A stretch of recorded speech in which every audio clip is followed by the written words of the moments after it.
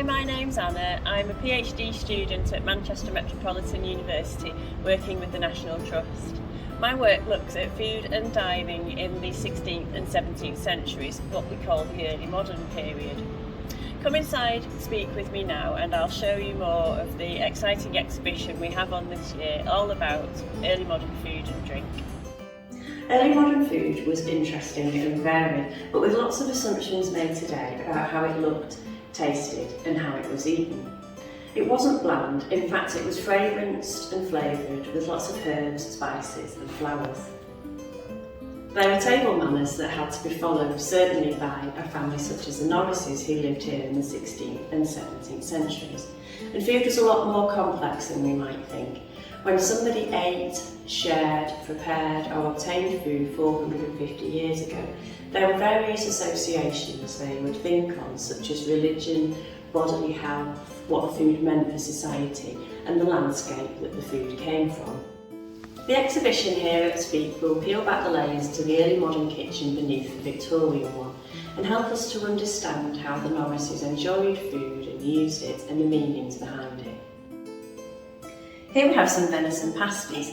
Pasties such as these would be used in order to distribute the prestigious meat amongst friends and family. The Norrises of Speke might have received pasties such as these, or sides of venison, or even whole books from their social superiors and equals. And they also might have enjoyed hunting on the estates of the Earls of Derby or the local Molyneux family who lived nearby. Venison was actually a melancholy meat that was supposed to affect a person's mood and bodily health. In order to ward against this, venison was often served with sweet sauces and herbs in order to render it safe. Certainly the prestigious status of the meat trumped any risk in eating it. Here we have the ingredients for an early modern syllabub. The Norrises would eat syllabub and serve syllabub, we know that from the inventories that we have from the 17th century. And they also owned several communal drinking vessels that they would use to serve this sweet dessert stroke drink with their guests. Early modern syllabub was actually more akin to a drink than a dessert. The bottom layer would be made up of white wine perhaps, and the top layer would be a mixed up concoction of cream, eggs, sugar and rose water. The top would be eaten with a spoon and then the drink would be consumed underneath it. The syllabub would be served here at the banquet table here in the Oak Parlour at Speke.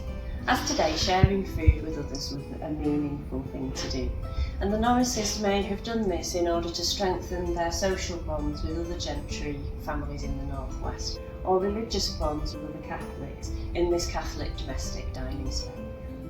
The Norris family might celebrate with the syllabub to celebrate an event, and they might also have drank communally with other Catholics in the region in order to reinforce religious bonds. Communal drinking and the sharing of drinks was clearly important to the Norrises, as the image of Margaret in the oak overmantel shows her receiving the cup of grace from God in recognition of her suffering and devotion, and also in imitation of Christ. Come and find out more about early modern food at Speke this year and how the Norrises used it in order to entertain, keep up appearances and even survive as Reformation Catholics in this corner of Lancashire.